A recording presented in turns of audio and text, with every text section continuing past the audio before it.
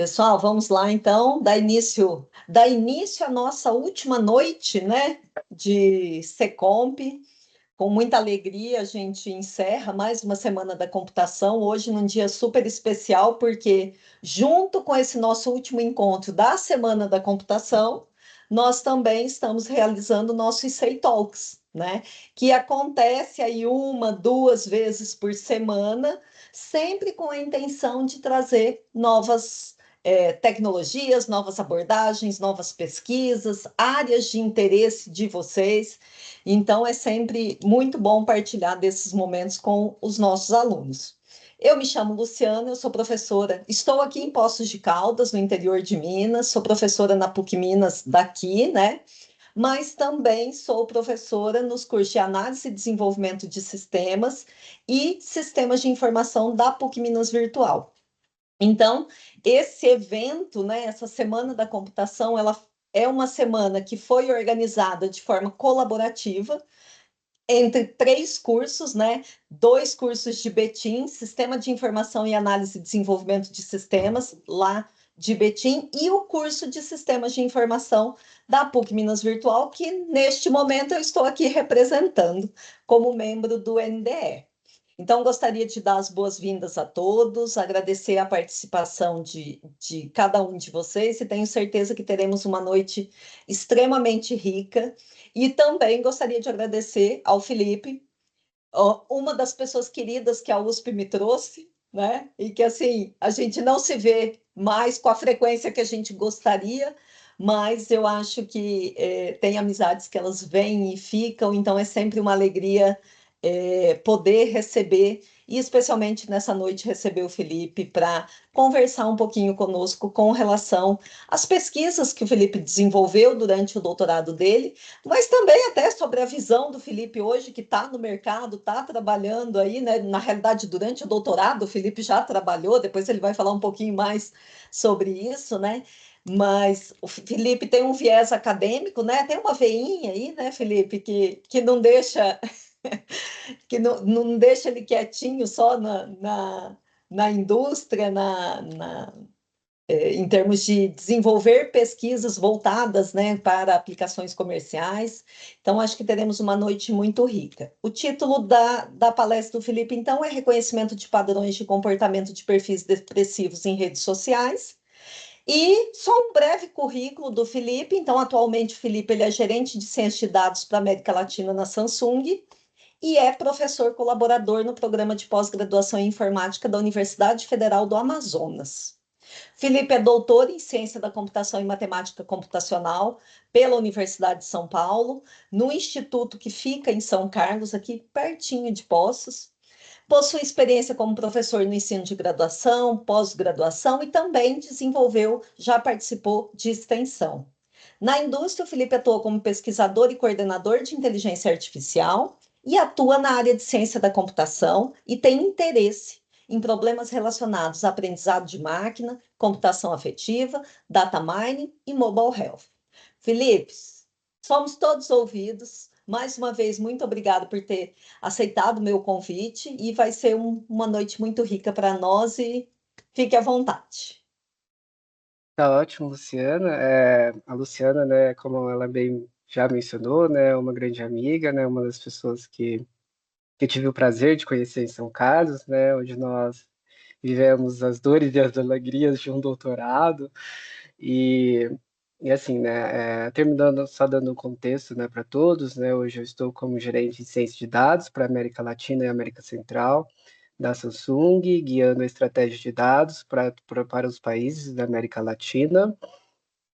E nisso a gente tem cerca de 10 países na conta, com o objetivo de educar o pessoal para uma inteligência de mercado, né? Eu iniciei no final do meu doutorado na Samsung, no Instituto de Pesquisas da Samsung em Manaus, onde eu trabalhei bastante com health e também com automação, né, de sistemas inteligentes, né, guiando ali a inovação para IA. Mas hoje, né, como a professora mencionou, eu vou destacar um pouquinho, né, claro que não tudo, mas um pouquinho dos resultados que eu obtive durante o meu doutorado, que tinha por objetivo identificar padrões de comportamentos de usuários depressivos em redes sociais. né? Hoje na UFAM eu tenho orientado neste tema, então tem alunos que trabalham especificamente com ansiedade, alunos que trabalham especificamente com depressão, utilizando dados que são capturados tanto de dispositivos móveis como também, né, de mineração de diferentes tipos de mídias em redes sociais, né, que a gente chama de mineração de dados complexos. Bom, eu vou compartilhar aqui minha tela.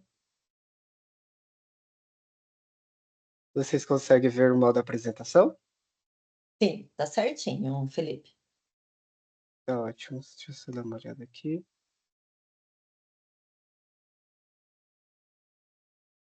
Só um momento.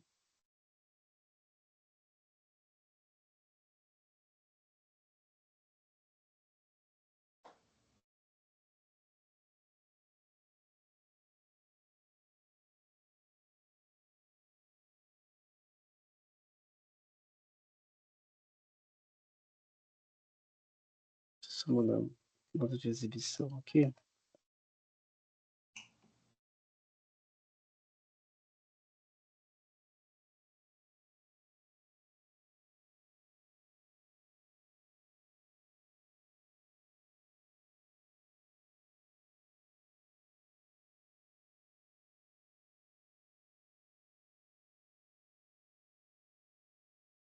Só um momento que meu computador deu uma travada, gente. Desculpa.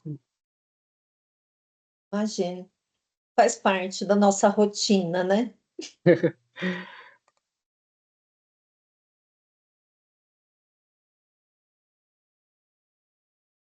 Ok.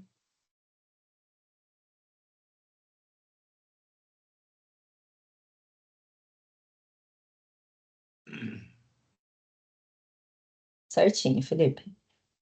Certinho? Uhum. Bom, pessoal, aqui eu trouxe, né, para vocês, né, até um recente filme, né, que a gente tem, que é o Divertidamente, onde eles ressaltam, né, alguns conceitos super importantes da área de reconhecimento de emoções, né? E é um filme que eu gosto bastante.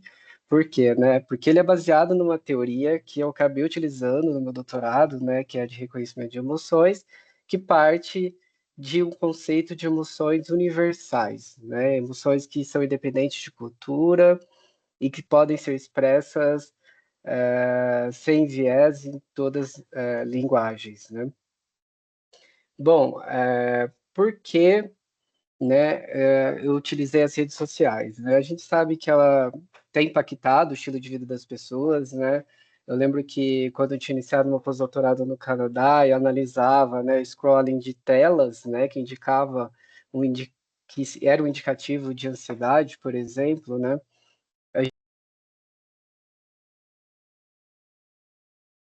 Mutou, Felipe. Alguém te mutou. A gente percebia muito o impacto dessas redes no cotidiano das pessoas, né? Hoje a gente, quando senta para uma conversa com os amigos, a gente olha lá e tá com o celular na mão em vez de interagir de verdade, né? Então isso serve mais como uma lente, né? E eu ressalto aqui, né, que o objetivo da minha pesquisa, né, não foi classificar se a pessoa está depressiva ou não, mas buscar entender qual que é o comportamento do depressivo numa rede social, né? A Organização Mundial de Saúde, ela destaca alguns pontos, né, e algumas características da depressão, que em geral pode ser uma tristeza, falta de empatia, sentimentos de culpa, né, aquela melancolia, né, ou até mesmo um distúrbio de apetite, né. Essas são características gerais, embora a gente saiba que cada um pode ter o seu desenvolvimento, né. E dentro disso, né, como cada um tem a sua personalidade, né, quando nós desenvolvemos uma tecnologia para endereçar esse problema, é importante, né, que a tecnologia observa, né, qual que é o padrão dessa pessoa e se ela alterou de fato o padrão dela, né? Antes de eu iniciar, por exemplo, a minha pesquisa, eu via muito assim projetos que falavam assim, olha, a pessoa utiliza a camiseta preta, ela é depressiva. Ou a pessoa não dorme à noite, né? Mas e se a pessoa for um vigia? Né? E se a pessoa for o estilo da pessoa? Então, os algoritmos, né, e as pesquisas nessa área, hoje elas tentam se aproximar do entendimento do perfil do usuário mesmo, né, tentando observar suas características pessoais e verificar se ela alterou ou não o padrão, né? Aqui eu trouxe um resultado, né, de como está o investimento em saúde no Brasil, né? Os últimos dados que a gente tem em pesquisa econômica nesse sentido, né, de investimentos em saúde mental, não são tão recentes, né? Eu acredito que o último foi em 2016, mas a gente percebe que a depressão, além de ser a maior causa, né, no mundo, ela é o que mais causa o afastamento do trabalho hoje em dia, né? E em São Paulo, para ter ideia, que é a principal, a capital mais desenvolvida do país, né? E que deveria, né, ter aí um incentivo, né, para investimento disso, apenas 30%, né, das unidades básicas de saúde tem um profissional da saúde mental, seja psicólogo, terapeuta ou psiquiatra, para atender. Então, o atendimento ele não é algo fácil e acessível até mesmo nos dias de hoje, né? Então, para isso, eu me aproveitei de uma área do conhecimento que se chama computação afetiva, que tem por objetivo reconhecer os aspectos emocionais, né, em diferentes contextos, e endereçar também aspectos emocionais no design e na prototipação de sistemas inteligentes, né? E aí, né, dentro disso, né, ela é uma área que permite desde o reconhecimento, né, de comportamentos emocionais até mesmo endereçar alguns aspectos de saúde mental em alguns contextos, né? Ela pode ser utilizada então em sistemas de educação para entender perfis de aprendizagem, pode ser utilizado em casas inteligentes, onde você pode endereçar alguns aspectos comportamentais do indivíduo. Enfim, né, é uma área que tem crescido bastante, é uma área multidisciplinar e que endereça tanto aspectos emocionais de comportamento por meio de algoritmos de inteligência artificial, né? Dentro disso, né, o meu trabalho ele tinha, né, por objetivo entender duas formas da manifestação, né, das emoções nesses usuários depressivos, né? Uma abordagem, ela seguiu uma abordagem que a gente chama de que buscava entender como esse indivíduo se comporta em grupo, e a outra abordagem buscava entender como, né, buscou, na verdade, entender como que a gente endereça a individualidade do indivíduo, né, por meio de reconhecimento de padrões. Bom, eu tinha uma grande base de dados, né? A gente coletou dados do Reddit inicialmente, observando as comunidades que falavam sobre depressão, né? Depois a gente até chegou a fazer alguns testes com o Facebook, mas inicialmente a gente precisava validar se de fato aquela comunidade ela tinha algum transtorno, né, depressivo ou manifestação de características depressivas, né? Então, para validar, a gente selecionou uma amostra dos nossos usuários e aplicamos o PROMIS.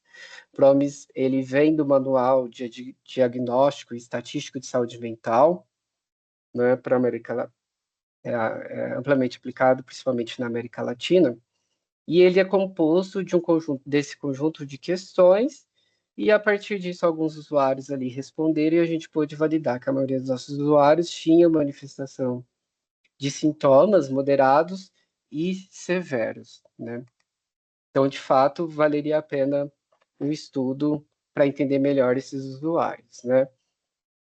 E aí, né, qual que foi o nosso objetivo, né? Avaliar como que ocorrem as interações desses usuários em grupo, né? Verificar se as interações se havia, né, uma correlação entre a forma como eles interagiam e o comportamento emocional desses usuários. Então, para isso, nós modelamos as redes, né, basicamente conforme o usuário iria interagir, né, seguindo a hierarquia dos comentários. Então, a gente tinha, por exemplo, uma vez que ele fez uma postagem e comentou, a gente criava uma relação entre esses dois usuários e assim por diante, né, considerando, né, essa distância que a gente chama na hierarquia das interações. E nós identificamos comunidades, né, utilizando um algoritmo tradicional de redes complexas e teoria dos grafos, né, quem está fazendo, acredito,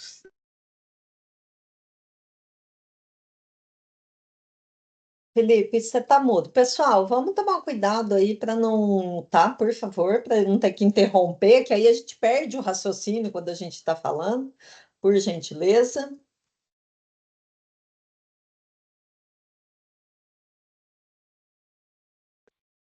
Pronto.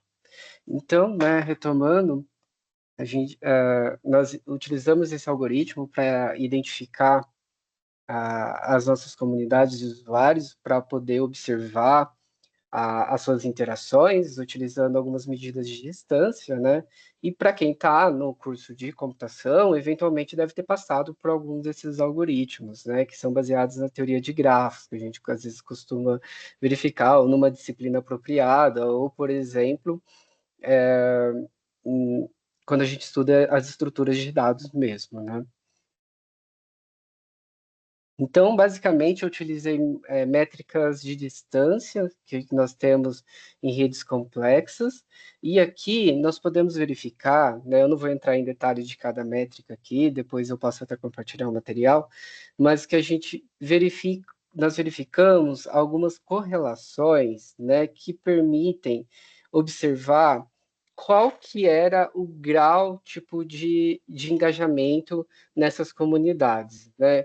Então, considerando o número de usuários ativos, as distâncias de medidas de redes entre os usuários e como que eles interagiam, né?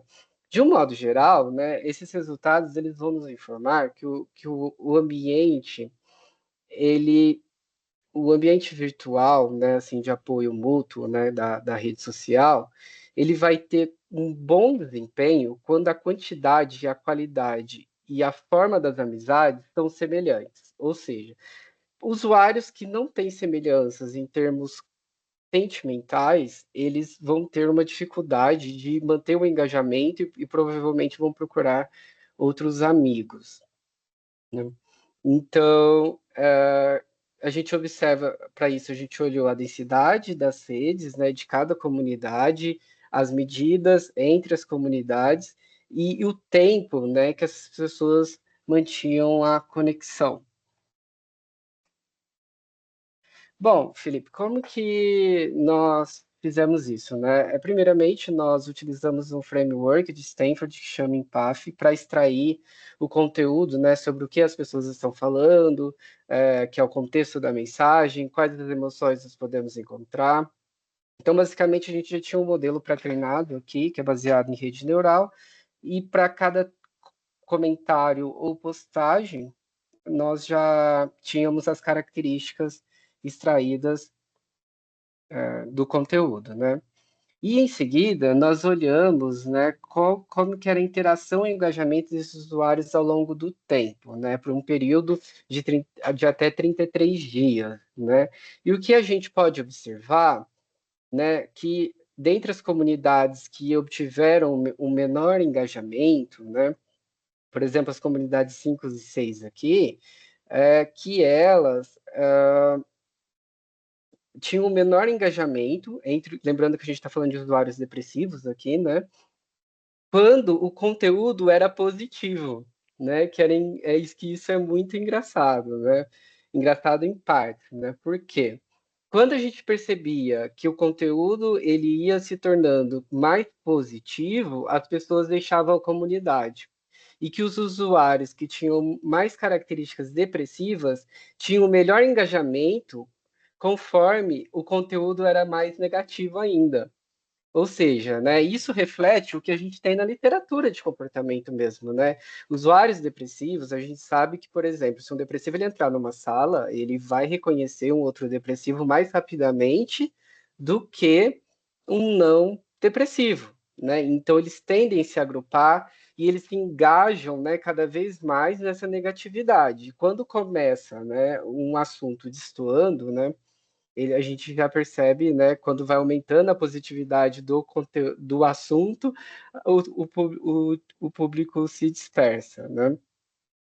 E, né, observando, né, a taxa de crescimento aqui, relativo médio entre as janelas de tempo dessas comunidades, né, a gente reforça novamente, né, que quanto maior desculpa, né? A gente reforça aqui que essa comunidade ela vai durar mais tempo quanto maior for a negatividade dessa comunidade, né? E quando ela começa, né, começa a estar relacionada com conteúdo positivo, a comunidade acaba se desfazendo, infelizmente, né? Então, assim, é um ponto para a gente pensar do quanto a rede social e as comunidades elas colaboram de fato para essa conversa, né? Claro que tem um suporte mútuo, né? Mas quando entra ali, né, e o assunto começa a ficar positivo, os tópicos tendem a ter menor engajamento, né? A gente sabe, né, que aqui a gente está falando de redes sociais,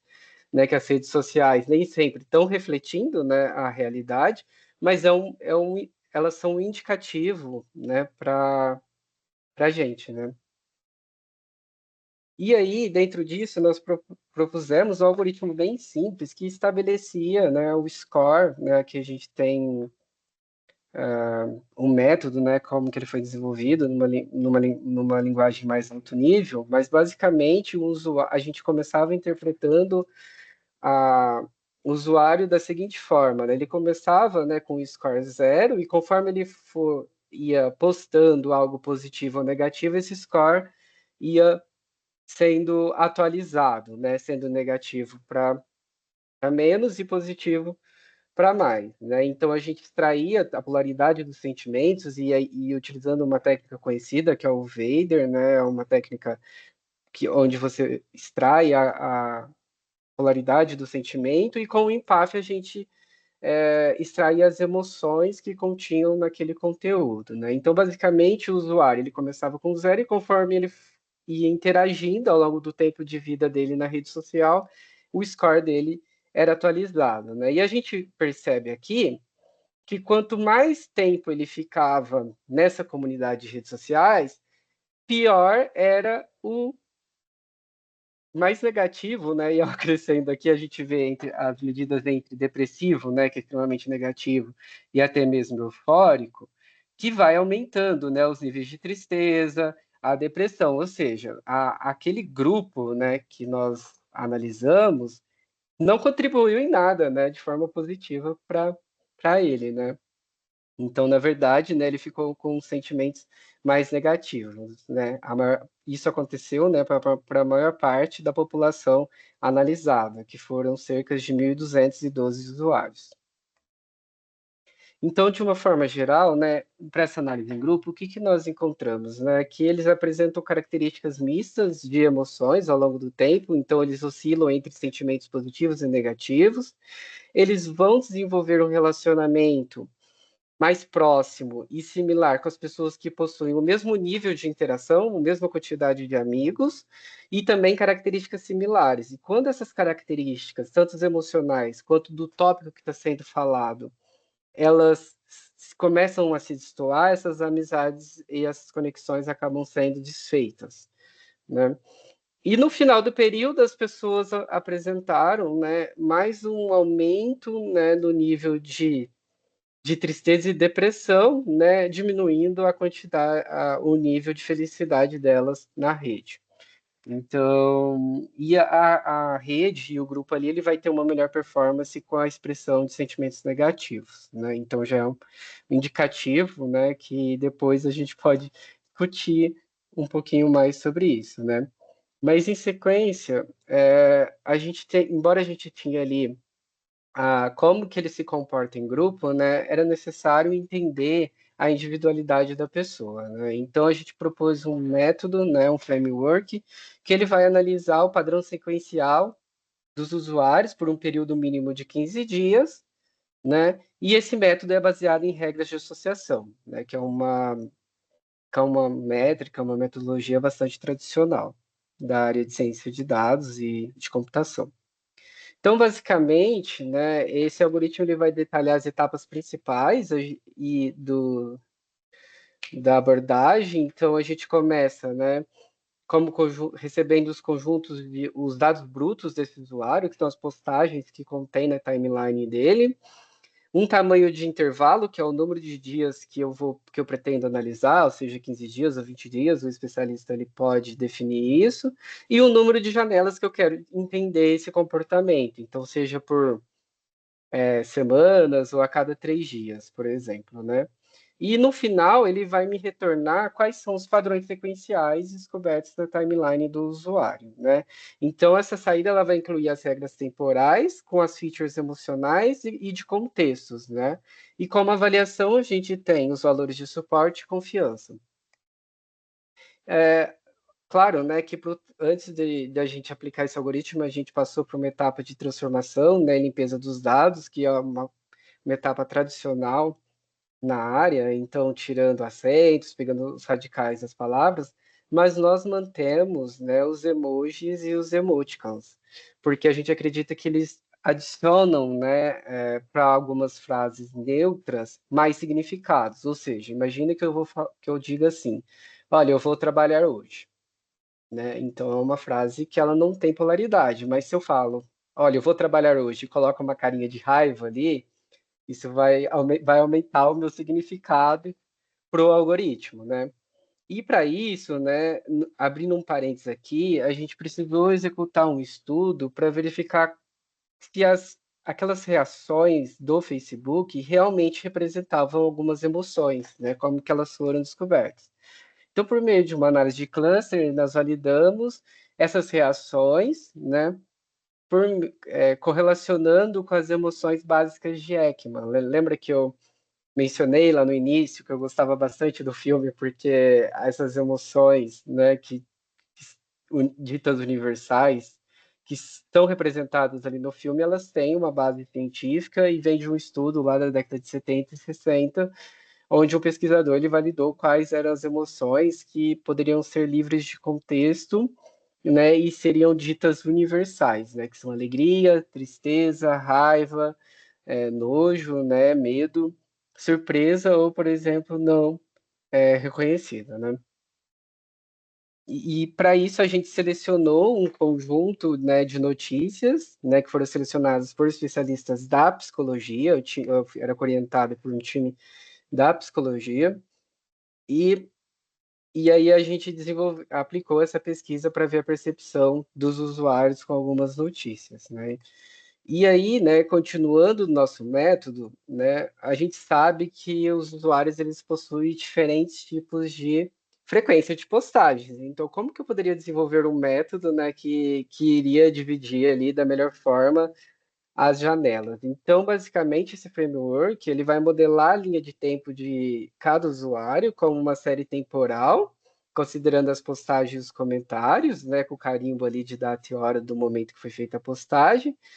E essa figura que está sendo apresentada, ela vai ilustrar essa etapa. Então, ela vai deslizar em um intervalo de 15 dias ao longo de toda a série temporal do usuário, com o objetivo de recuperar o intervalo da série com maior atividade dentro do período da coleta. E a partir disso, né, essa série que ele coletou vai ser dividida num período, né, e a gente identificou para o nosso contexto dos dados que a gente estava analisando, que seria melhor dividir isso num período de 3 dias, né? E para isso, para essa definição, nós utilizamos uma função de custo para determinar a localização da janela, né? Onde o P aqui é o timestamp, né? E o Phi é o phase shift, que a gente chama. Então, quais foram os resultados, né, que nós encontramos, né? Aqui eu coloquei apenas os resultados para apenas 15 dias. E aí a gente, aqui, né, a gente tem os padrões sequenciais, né, apenas considerando as emoções. Então a gente vê que, por exemplo, por um período de 15 dias, a gente consegue identificar, por exemplo, assim, a pessoa passou por uma violência, depois veio um sentimento negativo por 3 janelas de tempo, ou, por exemplo, sentimentos de culpa, né, e também regras do tipo com a demonstração de vergonha aqui, né? E quais são, né, os principais pontos, né? Sentimentos de culpa, vergonha, contexto de violência, e a gente teve esses números aqui de confiança sequenciais, né, que não eram tão bons, né? Se você pensar que eu estou tentando olhar aqui com uma confiança de 48, 50% para cada 15 dias, embora o contexto seja complexo, você não pode dizer muita coisa com isso, né? Então, por isso, nós acrescentamos período de silêncio, que é aquele período que a pessoa ela sai da rede, né? Então ela postou e ela deixou de postar. O que que isso significa? Será que isso consegue melhorar o nosso algoritmo, né?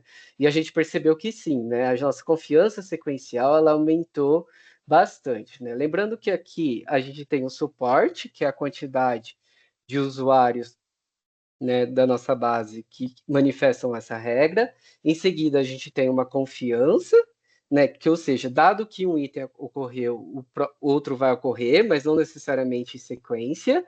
E no último, a gente garante que essa sequência ela ocorreu é, da forma como está descrita. Dado que, por exemplo, um sentimento de culpa ocorreu, vai ocorrer ou um período de silêncio ou um período de vergonha. Então a gente está garantindo a ordem da ocorrência dos itens aqui, e a gente vê que, então, assim, considerar períodos de silêncio para o nosso entendimento valeu a pena. E em sequência, a gente ainda analisa é, se é possível melhorar isso considerando o contexto, né? Que até então a gente teve features emocionais, e depois a gente tentou melhorar o algoritmo com a parte de considerar períodos de silêncio e posteriormente nós avaliamos, né? E entender um pouquinho do contexto que faz sentido, né? Porque às vezes você pode estar num contexto que ele não é tão agradável, né? Assim, se isso melhora ou não o algoritmo. E a gente notou, para alguns casos, algumas melhoras, né? Principalmente, né? Por exemplo, ó, regras como, por exemplo, o sentimento de dor e violência juntos. Para ter ideia, a gente teve um caso que a gente olhou uma pessoa que entrou num relacionamento, ela começou sofrer nesse relacionamento e a partir disso, lá no final, chegou a depressão, né? Mas aqui a gente tem apenas as regras mais fortes que a gente encontrou, considerando proporcionalmente na nossa base. E por fim, o framework ele provê, né, por meio desse diagrama de Sankey, uma visualização entre todos os padrões encontrados, né, de quais padrões podem levar aos outros padrões. Então, óbvio, né, algumas coisas vão nos parecer óbvias, né? A gente sabe que violência pode gerar dor, né? Por exemplo, que a gente vê aqui, né? Ou pode gerar vergonha, sentimentos de vergonha ou outra violência, né? Mas também, né, a dor depois pode vir um sentimento positivo, né? Lembra que eu falei lá de sentimentos mistos, né? Então, basicamente, permite, né, a ideia desse framework que o analista ali observe, né, como está sendo o comportamento. E por que que isso foi construído, né? Imagina que você vai lá, você tem uma consulta com o seu especialista e ele vai ouvir o que você conta para ele, né? Mas imagina que o especialista, você forneça, né, os acessos, claro, respeitando toda a privacidade, mas você conta e o especialista ele pode ver, será que ele de fato está melhorando nas características emocionais? Será que esse contexto de rede social pode acrescentar, né, ou contribuir com o meu diagnóstico utilizando as métricas que eu tenho aqui, né? Então, é mais uma lente, né, que pode ser utilizada para observação desses sentimentos e também serve também para validar. Então, imagina que você está fazendo uma terapia ali, a ideia é que as suas características emocionais elas melhorem, né? Então, após um período, você pode ter uma noção, né? Isso pode ser utilizado como mais uma lente para o especialista para verificar se ele está aplicando, né, a técnica, a metodologia adequada, por exemplo, né? Então, lembrando que, né, esse framework ele vem não para classificar, mas assim apenas para contribuir, gerar insights que vão fornecer subsídios para um diagnóstico do especialista, né? Ele não vai substituir o especialista aqui, né? Então, basicamente, o que a gente propôs, né, analisar aqui, será possível descrever esses comportamentos em mídias sociais, extraindo tanto as características dos posts e comentários, e fazendo tanto analisando em grupo, como minerando, né, as características individuais ao longo do tempo desses usuários, né? Bom, gente, esse é o resumo, né? A gente sabe que é uma pesquisa de doutorado que levou 4 anos, então, pelo tempo que nós temos aqui, não dá para exemplificar todos os detalhes, mas eu estou aberto para perguntas também, e qualquer coisa vocês podem consultar, né? Fazendo um parênteses, né, que esse estudo ele não representa hoje o trabalho que eu desenvolvo na empresa que eu estou associado, né, e está vinculado apenas à pesquisa do meu doutorado. Então, acredito que é isso, obrigado, estou aberto para questões. Muito obrigada, Felipe. Todo mundo adora divertidamente, né? Todo mundo se identifica, né? Todo mundo se identifica, não adianta. Pessoal, vamos abrir para as perguntas. Alguém quer fazer algum questionamento para o Felipe? Muito obrigada, Felipe. Vamos discutir um pouquinho agora. Professor Alisson? Opa, tá me ouvindo? Sim. Ô, Felipe, deixa eu começar aqui com uma pergunta mais abrangente, talvez. É, Vamos lá. Você tentando, né? Tentando de uma maneira geral, assim, ou tentou, né, no seu trabalho, detectar, então, perfis, né, depressivos pelo comportamento da pessoa, né, em redes sociais. Mas, assim, o que que eu penso? Em geral, né, a computação ela trabalha a ciência exata, digamos, né? A gente diz que é. Qual que é a grande dificuldade assim de modelar o comportamento humano, as emoções, os sentimentos, para que o computador, porque o computador é uma máquina que trabalha com matemática, basicamente, né? E o ser humano não é um ser matemático, não é um ser exato.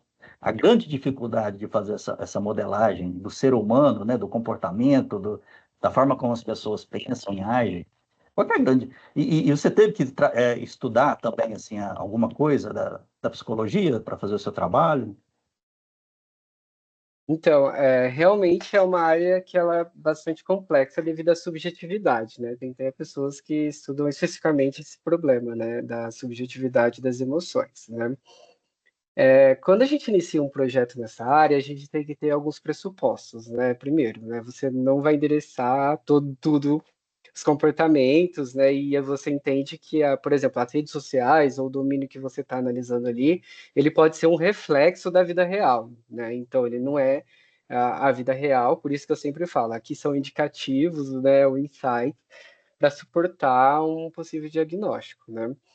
E sim, né, eu precisei estudar, então eu fui orientado durante 4 anos por um grupo de psicologia, né, inclusive eu tive a sorte de ser orientado por uma das principais pesquisadoras da análise do comportamento no Brasil, que é a professora Maria Dutra de Jesus, né, que é vice-reitora da UFSCar hoje, e eu tive a sorte de ter, e foi muita sorte mesmo, né, que eu conseguia discutir derivadas com a minha orientadora da psicologia, né? Ela tinha feito um ciclo básico na UNB, eu acho, no curso da computação, e ela me contou, né? Não sei se hoje é assim, que quem fazia as aulas de humanas tinha um ciclo básico na área de exatas. E eu lembro, né, que a primeira vez que eu fui apresentar um trabalho para ela, eu falei, não vou como entrar no detalhe do algoritmo, né? E foram as primeiras perguntas dela. Então a gente deu um match muito grande, assim, né? Eu acredito que foi uma sorte assim de ter uma pessoa para discutir, mas também tem, claro, esse tempo, né, de quando você está construindo uma pesquisa nesse sentido, de estabelecer uma linguagem comum, né, porque os profissionais da psicologia têm as linguagens deles e de computação, quando eu estou falando de rede neural, eu não estou falando da rede neural cerebral, por exemplo, né? Mas sim, eu precisei estudar. Então, o manual, quando eu mostrei ali o manual de diagnóstico estatístico, né, que é um manual provido pela psicologia, é um livro desse tamanho, e eu participei 4 anos recorrentes de reuniões com a psicologia nesse sentido, né, para discutir diferentes problemas. Então, assim, não tenho a formação padrão em psicologia, mas adquiri muito conhecimento por meio do grupo. Então, foi um grupo que somou bastante para mim.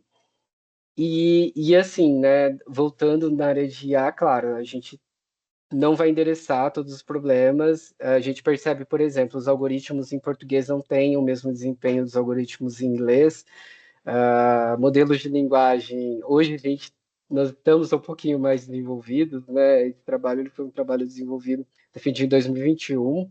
Então a gente já tem aí hoje chat GPT e tudo mais que foi um avanço, embora as técnicas sejam antigas, mas assim foi uma implementação muito avançada desses modelos, né? E, mas assim, capturar a subjetividade, principalmente em textos, é algo bastante complexo e tanto é que os algoritmos, quando a gente fala que ele tem uma precisão a 70%, já é algo bastante interessante. Bacana. Mais alguém? Tem uma pergunta aqui no chat, Felipe. Tem Sara te parabenizou. O Otávio falou o seguinte: nesse levantamento que vocês realizaram, vocês conseguiram perceber qual a maior causa de perfis depressivos nas redes? No caso, o que a maioria dos perfis tinha em comum? Tá mudo. Bom, né, assim, o que que a gente... A causa, eu acredito que não, né? A gente não conseguiu capturar a causa. É claro que tinham muitos contextos relacionados ali, por exemplo, o que mais aparecia? Muito contexto universitário, né? Então, o cara, ele estava na graduação, sofrendo na graduação, né? Então, eles reportavam muito isso, e também de trabalho. Então, eram os dois contextos que mais apareciam, né? O terceiro contexto que mais apareceu foi muito de violência. Então, a pessoa que engajava em relacionamentos e a partir disso sofreu uma violência, aí ela já tinha sentimento de culpa e tristeza, porque aí ela não conseguia contar. Então, teve alguns contextos muito assim. E eu acho que em quarto lugar ficou muito o contexto de uso abusivo de drogas, né? Então, bastante associado.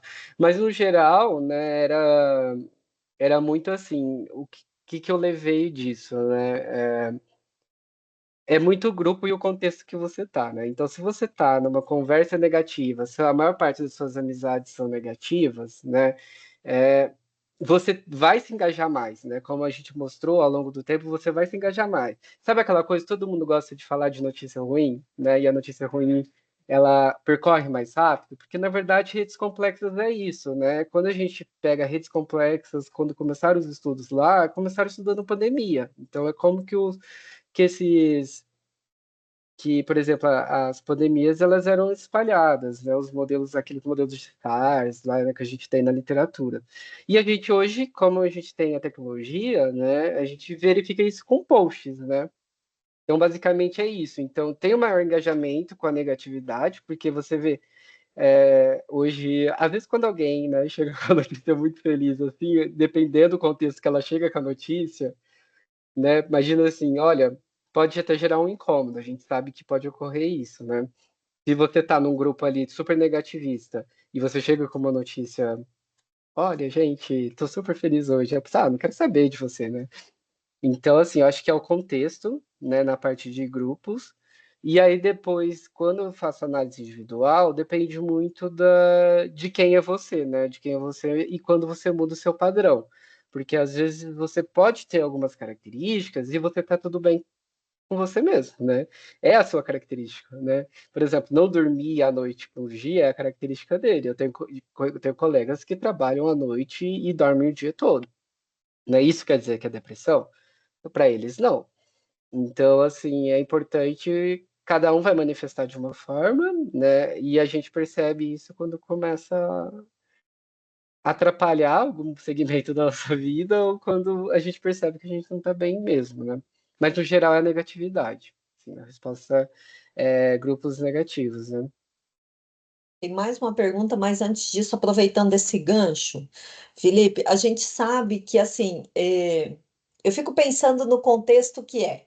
A gente escolhe o que postar nas redes sociais. Então, se constrói um roteiro. Vocês chegaram a perceber se as postagens desse público, que depois eu tenho uma outra pergunta com relação a isso, mas vamos alternando. É, era planejado? Assim, no sentido de que era a história que eles contavam, porque assim, você faz uma viagem, você escolhe, todo mundo aqui sabe muito bem, você escolhe o que vai postar e se tem noção do tipo de imagem, o tipo de sensação que a gente quer passar. Uma pessoa com a tendência depressiva, ela também tem essa ciência desse processo? Ou ela é mais espontânea nessa postagem? Vocês conseguiram perceber alguma coisa assim? Olha, o que eu vou falar não é tão baseado em métricas, mas eu percebi uma certa espontaneidade, né? Eu não avaliei, tipo, isso com um conjunto grande de pessoas, mas o que a gente percebia é uma mudança sutil no padrão de comportamento, seja na frequência de postagens ou no teor das postagens. Então, como a gente avaliava, né, as emoções que os textos davam, né, e os emoticons, isso dava para perceber sim uma mudança. Era sutil, mas você percebia no nível de interação. Aumentava o número de silêncios com as postagens, tinha uns que tinham os períodos de silêncio maior e voltava depois de 30 dias, assim, sabe? Então, deu para perceber, né? Mas, por exemplo, vou dar um exemplo, né? E já respondendo que eu tenho uma pergunta que eu vi aqui, que eu não analisei períodos da pandemia, né? Porque eu já tinha coletado os dados. Mas vou te dar um exemplo com aquele desastre que teve em Chapecó, né? Que vocês lembram que caiu o avião lá? O número de postagens da cidade mudou drasticamente, né? E até hoje não se reverteu tanto. Entendeu? Que aí é uma depressão que a gente chama pós-traumática, né? Houve um trauma ali, né? E foi um trauma para uma cidade pequena e ainda hoje, claro, né? Não é a mesma coisa do momento, mas permaneceu ali por vários meses muito posts negativos. Por mais que o contexto era outro, a pessoa estava falando de outra coisa, estava negativo as postagens ali. Legal. Professor Fábio, depois a gente volta aqui para o chat. Bom, primeiramente, parabéns pelo trabalho, excelente trabalho, professor Felipe, muito interessante e relevante também, né, a temática do seu trabalho. Pergunta que eu queria fazer é, quando você analisava as postagens, você fixava, né, a sua análise era nos textos das postagens ou você chegou a trabalhar com processamento de imagem também Até na das minha postagens? qualificação, é uma boa pergunta. Até na qualificação do meu doutorado, eu estava considerando imagens também, né? Uhum. Aí a qualificação falou assim: Felipe, você tem muita coisa, Sim. reduz um pouco o escopo. Aham. Mas assim, eu também optei por não trabalhar. Por quê? Uhum. Teve algum caso que eu estava trabalhando com imagens e a gente identificou um padrão de sorriso que indicava. E aí foi um negócio triste, eu até fiquei, confesso que fiquei um pouco mal sobre isso, porque uma dessas pessoas se matou depois. Nossa. E aí eu lembro que eu cheguei para uma reunião e assim, a gente discutiu, olha, lembra aquele padrão que você detectou? Né, Uhum. que era um padrão de sorriso pedindo afirmação, né? Eu posso até mostrar. Sabe quando a pessoa Aham. ela sorri mordendo os lábios? Sim, sim. Todas as fotos da pessoa era esse padrão. Era assim. E era uma pessoa que já Entendi. estava diagnosticada. Aham. E eu tinha reconhecido esse padrão em diferentes pessoas, assim. Mas aí depois a gente falou assim, lembra, olha aqui, aí abriram, né, o Facebook, era uma pessoa Uhum. já mais próxima e aí a gente eu optei também por Uhum. não ficar trabalhando tanto com isso. Entendi. Mas É, tem, assim, padrões, né? É claro, né? A expressão facial, os uhum. algoritmos são até melhores nisso, né? A gente tem muita coisa Uhum. desenvolvida para expressão facial. Mas tem sim algoritmos para isso Uhum. e já está inclusive bem avançado na literatura, Ah. assim, sabe? Essa parte de expressão facial. Eu te perguntei porque eu até na outra palestra, eu até mandei um exemplo aí do trabalho que eu fiz no chat, só para compartilhar a Uhum, experiência, porque eu fiquei pensando assim, será que eu poderia cruzar a informação tanto do texto da postagem quanto a imagem, né? Talvez a imagem ser usada para reforçar a decisão que eu tomei ali do texto, se é um perfil depressivo ou vice-versa, né? E aí eu fiquei pensando, à medida que você foi apresentando, eu fui pensando nisso e também, assim, pensando nisso, eu vejo a complexidade da coisa, porque tem uma competição do Kaggle que eu participei, que era de reconhecimento de expressões faciais. E na época eu estava fazendo uma disciplina de Deep Learning no doutorado, e aí tinha que fazer um trabalho relacionado a isso. Eu falei, vou pegar essa competição aqui e vou desenvolver dentro da disciplina, né? E aí eu trabalhei, eles têm as bases de dados de imagens lá pré-definidas, e eu fui pegando imagens na internet. Aí eu peguei essa aí, que é do filme lá eu não lembro se é do Wolverine ou é do X-Men, que Uhum. tem o Wolverine lá, aquela hora que ele sai daquela, né, de uma piscina, né, onde o pessoal injeta lá o produto nele e ele sai com raiva. E aí eu peguei a foto dele para tentar fazer o reconhecimento e um exemplo ali, ó, que mostra que a expressão que deu foi de tristeza, quando ele estava com muita raiva, deu tristeza, né, deu medo, acho que medo ele não estava, mas ele estava era com muita raiva, e raiva foi lá embaixo.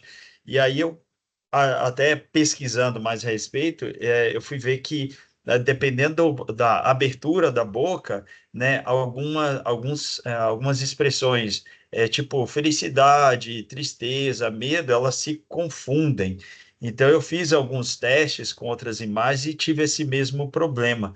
E aí eu fiquei pensando, né, nossa, será que dá? Mas ao mesmo tempo, isso também é complexo, mas era só no sentido, talvez, de reforçar, né, ter mais uma opção para confirmar aquele perfil depressivo. Mas é claro que assim, eu fiz um trabalho ali, de repente, se eu ajustasse melhor os parâmetros da rede, né, talvez a minha rede fosse melhor também, né? Então, assim, eu tive esses problemas com os testes que eu fiz, mas não que não pudesse ser melhorado.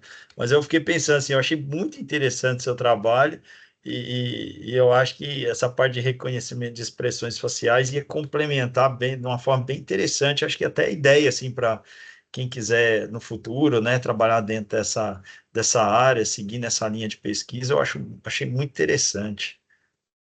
Não, essas abordagens multimodais, né, ou Uhum. multimídias, né, que é É. claro que vai melhorar o algoritmo, né? Você Uhum. está pegando ali uma imagem e às vezes mais o contexto e mais uma Ah. emoção no texto, como eu fiz Uhum. com os emoticons, né? Uhum. Então, Isso. sim, eu Exato. acredito que deve melhorar, sim. Tem o desafio do Uhum. processamento, mas Isso. eu tenho Uhum. inclusive, né, alguns outros colegas do doutorado que trabalharam com outras frentes, né, disso, Uhum. né, no laboratório, né? Então, usando, por exemplo, expressão facial em casas inteligentes, né, Uhum. identificar, Sim. ou, por exemplo, emoções com idosos, né? Então, Uhum. tem vários segmentos e é um Tem. universo, né? Então, eu fiz isso com É. redes sociais, mas tenho colegas que fizeram com ambiente de casas e ambientes É. inteligentes, né? Uhum. Teve até um colega que ele avaliou, né, que é o José Torres, né? Ele avaliou as expressões faciais, junto com mais um outro colega, do atendimento de enfermeiros no hospital, porque Uhum. tinha, o enfermeiro veio me atender com a cara de bravo, sabe, assim. Então, eles fizeram experimentos na escola de enfermagem lá Legal. da USP, isso gerou até uma patente, né, para o contexto de ambientes inteligentes, e, e eles pegaram isso, né, como que, será que o atendente ali não, por exemplo, está numa emergência, ele vai ficar com raiva, vai ficar Uhum. preocupado, né, como que isso Qual que vai ser o comportamento ocorre, dele, né? né? É. E isso Aham. servia até para É. avaliar, né, como É. que o quão preparados, né, e Exato. confiantes Uhum. estão os Os profissionais, né? profissionais. Interessantíssimo. Muito bom. Parabéns. Obrigado. Felipe, professor Nesley fez um questionamento a respeito do mapeamento de comportamento de pessoas neurotípicas. Vocês tinham alguém que vocês sabem que tivesse esse diagnóstico? E aí eu já complemento essa pergunta aí, tirando mais uma aqui da minha listinha, que é relacionado a como vocês selecionaram os pacientes. Os pacientes sabiam que estavam sendo monitorados? Eles já tinham um diagnóstico, já faziam um acompanhamento psicológico? Conta um pouquinho para nós sobre isso. Se você puder abordar até um pouquinho com relação à privacidade dos dados, que hoje a gente acaba falando tanto, eu acho que é um assunto extremamente importante para o pessoal que está assistindo também. Se você puder falar um pouquinho mais sobre isso, por favor. Tá certo. Envolveu diferentes etapas, né? Inicialmente eu peguei do Reddit usando a API e toda a política do Reddit para autorizar esse acesso, né, de uma forma anonimizada. Então, por exemplo, eu precisei ter comitês de ética. Precisei, por exemplo, para pegar as comunidades que falavam especificamente de depressão no Reddit, pedir aprovação para os moderadores, né, mandar algumas documentações ali. E também, quando eu fiz aquela pesquisa para validar minha amostra, pedindo todas as autorizações, né, e isso foi uma parte. E na segunda parte, eu criei um aplicativo, na época que estava com o Facebook, para testar um conjunto bem menor, né? E também, assim, não utilizei, isso foi mais para validar e nem acabei incluindo. Então, por exemplo, eu não sabia se as pessoas de fato eram classificadas com depressão, né? Então, por um especialista. O que eu tinha era um indicativo da manifestação daqueles sintomas e as respostas daquele formulário que eu mostrei, que é o PROMIS, e ele é um formulário estatístico. Então, hoje, se a gente tem o PROMIS e tem algumas outras métricas, né? Até a outra, até esqueci o nome agora, por exemplo, PHQ-9, eu acredito, né? E que eles são estatísticos, então basicamente é uma contagem. Então é um conjunto de questões que que o especialista ele vai fazer para você numa conversa. Ele sabe levar isso muito bem, às vezes ele não vai fazer isso direto, né? Ou ele pode dar um formulário para você responder ali. E isso gera uma métrica para comparar com os nossos resultados. E foi isso que a gente fez, né? Então eu não fui, por exemplo, numa clínica e perguntar diretamente para a pessoa, né? Na época, inclusive, né, que eu estava solicitando esses dados, eu lembro que ainda teve aquele escândalo do Facebook, eu não sei se vocês lembram, né, de privacidade dos dados, né? E para ter ideia, para construir um aplicativo no Facebook, a sequência de aprovações, justificativas e documentos que você precisa assinar era muito grande, né? Não sei como que está isso hoje, né?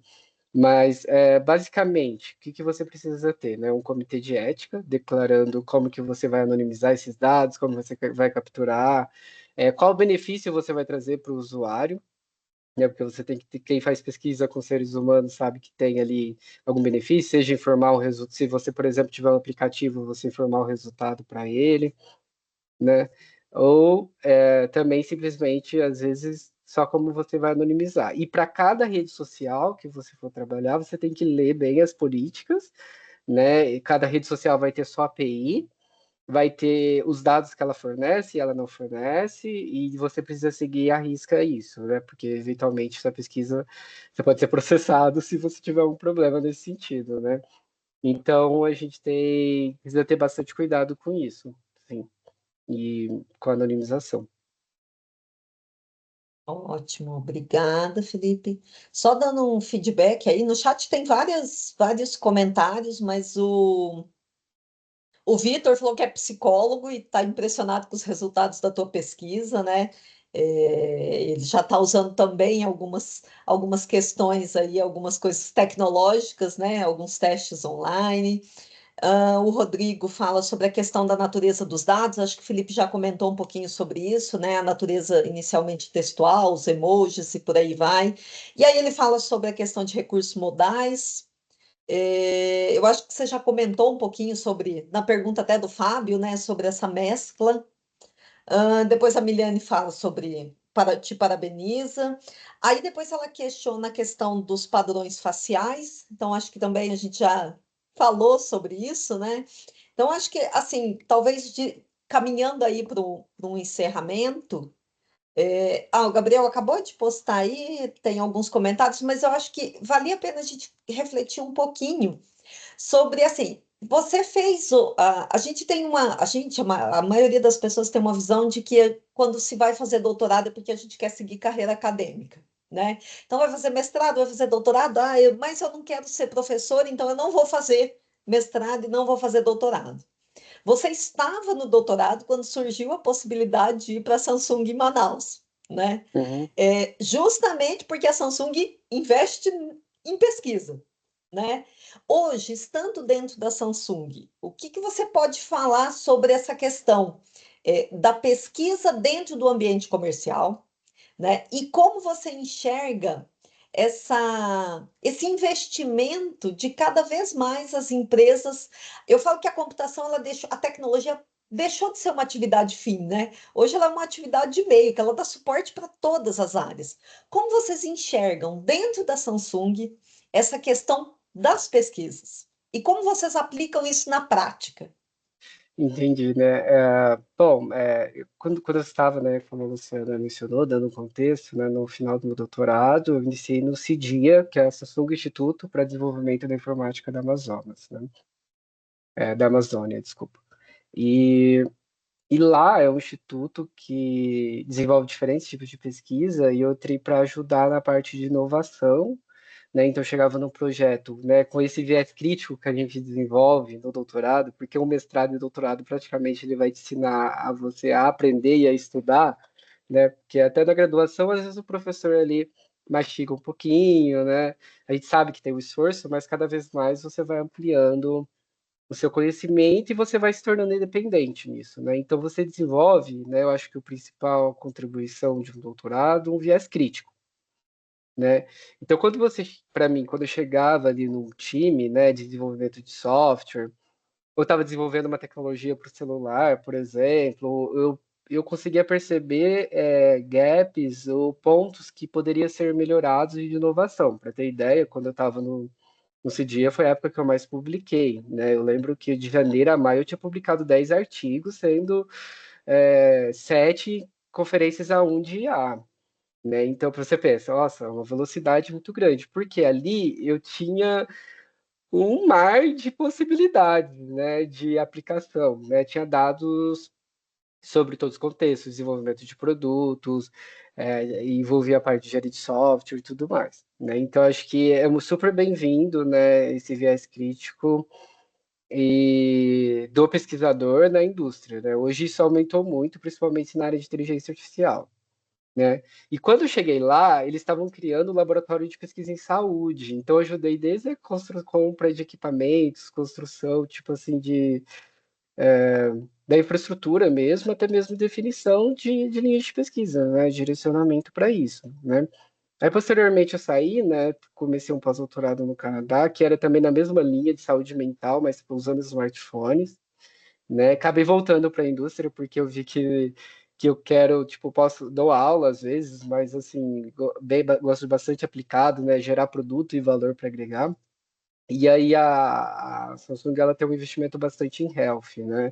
Para quem sabe, né, os relógios detectam diferentes aspectos, então eu trabalhei em diferentes projetos nesse sentido, depois trabalhei em Campinas com isso. E hoje eu estou numa gerência, né, numa gestão, né, que é para entender perfis de consumidores, mas para apoiar campanhas da América Latina. Então, por exemplo, o que que isso te trouxe, né, com o resultado do meu doutorado, né? Hoje, com essa possibilidade de entender comportamentos humanos, né, claro que eu não sou especialista, isso me dá muito feeling para utilizar a IA para entender de fato, né, gerar uma inteligência de mercado. Então, por exemplo, como se eu vou criar uma campanha, né? Qual que é o perfil dos meus consumidores? O que que eles usam? O que que eles gostam? O que que eles estão falando nas redes sociais da minha marca? Como que eu vou engajar? Quais são os principais influencers? Como que eu vou falar? Qual linguagem eu vou usar para determinado público, né? Então, hoje a gente tem a o suporte para isso da inteligência artificial, a gente faz a leitura das redes, né, e consegue mensurar, né, e gerar indicativos até para o criativo. Então, vou dar um exemplo, a gente às vezes vai lançar um produto, um novo produto, e aí eu passo para o time criativo, olha, talvez valha a pena você endereçar na sua campanha esses itens, né? Utilizar determinada linguagem, né? A Jaque, né, que é uma amiga, eu tive possibilidade, tá até comentando aqui, né? É, eu tive possibilidade de interagir, né? E ela, como design, né? A gente trouxe muito o viés crítico, né? E gerou uma publicação super legal, né? Também na área de IHC, né? Que nem é uma área que é tanto a minha especialidade, né? Mas que a gente contribuiu, né? Então essa parte, né, de viés de pesquisa, como mensurar e tudo mais, agrega bastante no mercado de trabalho, e o mercado de trabalho busca por isso, né? Eu acho que é uma habilidade de trabalhar em um ambiente meio inóspito, assim, às vezes também, né? Então, assim, a necessidade da gente estar sempre antenado, sempre vendo o que está acontecendo no mundo, né? Eu acho que esse é um viés que o pesquisador acaba construindo, porque ele é obrigado, entre aspas, a se manter atualizado, né? E isso traz uma riqueza quando a gente pensa no desenvolvimento de soluções, quando a gente pensa em aplicar isso no mundo real, assim, em termos fora da academia, né? Porque às vezes a Eu gente acho fica. que, desculpa, Luciana, Não, eu acho que é enxergar oportunidades, né? Então, por exemplo, às vezes você tem um time que tá ali mergulhado no trabalho e a gente mesmo, né, quando tá em deep dive no seu trabalho, você às vezes não tá enxergando. E você chega, olha, você já pensou nisso? Né? Então, é basicamente isso, né? E aí você aproveita o conhecimento, né? Porque o pesquisador também, ele não vai fazer, ele não faz nada sozinho, na verdade, né? Você tem que se adaptar a diferentes contextos, né? Como eu mencionei aqui, e, e também pegar e, tipo, sabe que a empresa está? Então, como que você faz seu trabalho hoje? Né? O que que você, quais conceitos você utiliza, né? Você já parou para pensar nisso? E quem está mais de fora, né, consegue enxergar um pouquinho disso. E aí, a partir disso, né, que esse mix juntando diferentes profissionais é onde você promove a inovação, né? Uhum. O ser diferente dentro do time é importante, né? Os olhares diferentes, a história diferente, cada um carrega a sua história, né? E isso acaba influenciando naquilo que a gente é. E eu acho que essa diversidade dentro do time, ela é extremamente importante, né? Que todo mundo, no final das contas, tem um objetivo em comum. É isso que une, né? É isso que faz com que as pessoas trabalhem juntas, né? É, Muito legal.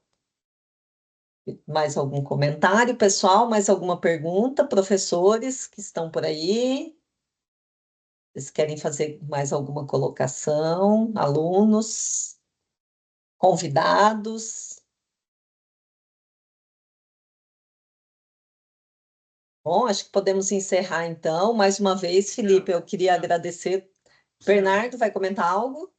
Perdão, eu não tô, eu não ia perguntar não, porque na verdade eu assisti o Felipe resolvendo alguns outros problemas aqui, até em nível de professores que estavam precisando de mim aqui, e eu peço perdão por isso, Ah, mas não pude me dedicar. Então pode ser até que exista isso talvez já possa ter sido falado, mas até é, coloquei aqui no grupo uma pergunta que tô assim muito curioso de saber. É o seguinte, porque analisar dados, analisar variáveis, e nesses casos as suas variáveis são os diversos perfis que você detectou, não é, Felipe? Parabéns, viu, pela palestra, muito bem preparada, com muito, muita relevância, né, do tema. Mas me deu curiosidade de saber se vocês fizeram algum estudo sobre a associação de um perfil com outro perfil.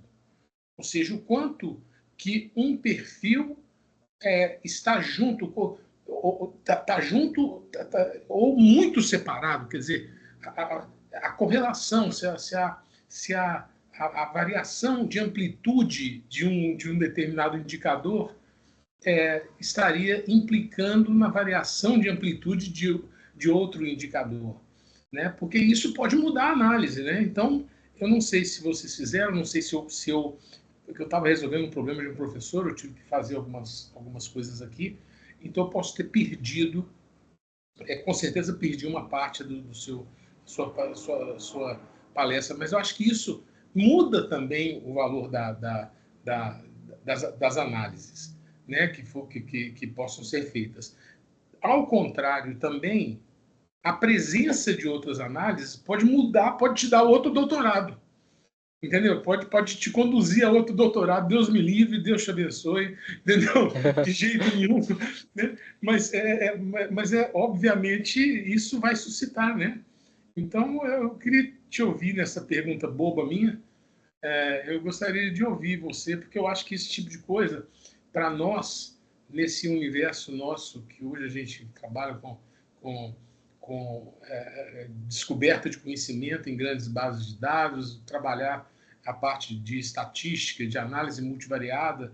Isso aí eu acho que acaba sendo uma coisa que muda o universo, né? Que muda a forma de você rodar o mundo. E isso é interessante. Gostaria de te ouvir, eu te agradeço muito, obrigado pelas suas contribuições, é sempre bem-vindo à nossa PUC Minas, viu? Obrigado, professor. Professor Bernardo? Isso. Essa pergunta não é nada boba, como você disse, né? Inclusive é o mestrado da minha aluna. Então, né? Claro, né? Isso é uma pesquisa inicial e já tem outros universos aí, né? Como eu disse, né? Até no pós-doutorado que eu iniciei, mas depois de ter interrompido no Canadá, a gente avaliava dados de smartphone, né? E era para outro segmento. Mas sim, né, eu não utilizei totalmente nessa minha pesquisa, mas a gente tem, né, a álgebra intervalar de Adem, né, que, por exemplo, eu analisei períodos de tempo, e aí a gente sabe que alguns sentimentos e emoções, eles podem ocorrer juntos e alguns em sequências de outros, né? Então, por exemplo, a pessoa pode começar com uma ansiedade e na sequência desenvolver uma depressão, ou ela pode desenvolver dois sentimentos juntos, né? É uma avaliação que a gente fez, né, não incluí nos resultados da minha tese, mas foi um estudo que a gente desenvolveu, assim, preliminar para entender um pouquinho mais, e a gente está avançando esse estudo utilizando um pouquinho disso hoje. Mas, assim, essa álgebra, ela estabelece 7 períodos de tempo. Então, você tem eventos que iniciam em conjunto e terminam juntos, eventos que ocorrem após os outros, você tem eventos que fazem overlap, né, ocorrem durante outro evento. Então, ela meio que estabelece esses períodos de tempo entre eventos, né? Então, dá para fazer isso. Inclusive, é super interessante, né? Porque, por exemplo, a ansiedade, depressão, né, estresse, por exemplo, pode ocorrer durante alguns outros sintomas, né? Tanto em nível de emoção quanto de sintomas. Então, vale super a pena. Em relação a públicos diferentes, né, perceba que eu analisei depressivos, né? Mas um possível avanço desse estudo era comparar com, por exemplo, usuários com uma base de usuários felizes, né? Ou, por exemplo, que tem outros transtornos, como, por exemplo, de mania e ansiedade. Hoje, né, eu tenho uma aluna que está trabalhando com dados, comparando ansiedade, se há diferentes padrões de linguagem entre ansiosos e depressivos, né? Então, ela está para quase defender, né, lá na Universidade Federal do Amazonas, onde eu oriento voluntariamente, e e é o resultado do trabalho dela, né? Assim, ela está fazendo essa comparação, né? De fato, há uma separação, né? Há uma diferença, porque às vezes, né, até mesmo é difícil distinguir o que é depressão, que é ansiedade entre os posts ansiosos e depressivos, né? Um especialista ali, ele vai fazer várias entrevistas, né, com a pessoa para chegar a vamos dizer assim, um diagnóstico mais assertivo, né? Ainda mais fazer isso em redes sociais, tudo que a gente gera é um indicativo, mas tem uma aluna trabalhando nessa frente atualmente. Obrigado. Mais algum comentário, pessoal? Eu acho que é um tema extremamente atual, né? Só a gente observar o engajamento, porque assim a gente está vivendo isso e cada vez mais a gente precisa se preocupar com saúde mental, né? A gente estava discutindo isso esses dias, que assim, se você quebra o pé, tá todo mundo vendo que o seu pé está quebrado. Existe uma justificativa. A gente, infelizmente, ainda não enxerga o impacto, né? A gente não dá o devido valor que a saúde mental tem. Então, acho que todas as pesquisas direcionadas para essa área, elas têm muito potencial e podem ter um resultado muito rápido, um ganho muito rápido e um impacto muito grande na vida das pessoas, né? Então, queria, Felipe, mais uma vez te agradecer pela tua presteza. Eu sei que sua vida está um pouco conturbada em termos de trabalho, mas por ter aceitado esse convite, ter vindo, ter conversado com a gente no meio de toda a tua rotina, tudo que você faz aí, vertentes diferentes, né? Como o Bernardo falou, seja sempre muito bem-vindo. A nossa PUC Minas é uma alegria sempre tê-lo conosco. Já é a segunda vez que o Felipe está aqui com a gente, né? Então, eu acho que espero que você possa voltar mais vezes, nos atualizar dessas pesquisas, porque é muito incrível. O trabalho que você fez foi muito fantástico, muito fantástico. Meus alunos que estão aí, que são alunos do 7º período, e que a gente trabalha ciência de dados, né, no sistema de informação da PUC Minas Virtual, a gente, o tempo todo a gente está falando sobre isso, de avaliar o impacto, de mensurar o que aquele estudo pode trazer, né? Porque durante muito tempo a gente ficou produzindo dados, né? A preocupação era ter máquina para conseguir armazenar, né? Aí, de repente, a gente vê essa inversão e agora? A gente tem muitos dados. O que a gente faz com tudo isso? O que a gente faz com tudo isso? Eles contam uma história e a gente precisa entender que história é essa que eles contam, né? Então, Felipe, muito obrigada pela tua participação, obrigada a todos os professores, todos os alunos convidados que estão aí conosco, que ficaram aí conosco até esse horário, e fique à vontade se você quiser se despedir, Felipe. Bom, pessoal, primeiramente eu te agradeço o convite, né? Sempre bom, né, ter a oportunidade de discutir. Perguntas são sempre bem-vindas, então deixa aí também meu canal aberto para quem quiser entender um pouquinho mais, né, e compreender um pouquinho mais desse universo, contem comigo. E agradeço especialmente a Luciana, né, por tudo, né, por esse convite aí, né, ela é sempre carinhosa conosco. Então, um abraço a todos vocês. Tá ótimo? Obrigado. Obrigada, pessoal. Boa noite para todos e até a nossa próxima semana, então, de computação. Boa noite, Obrigado, pessoal. Felipe. Obrigado, Luciana. Boa noite a Boa todos. noite, boa Tchau, noite. tchau. Boa noite, pessoal. Até a próxima. Boa noite. Obrigado, Obrigado, Felipe. Felipe. Boa Até noite. mais. Boa noite, gente. Tchau, tchau. Para a gravação.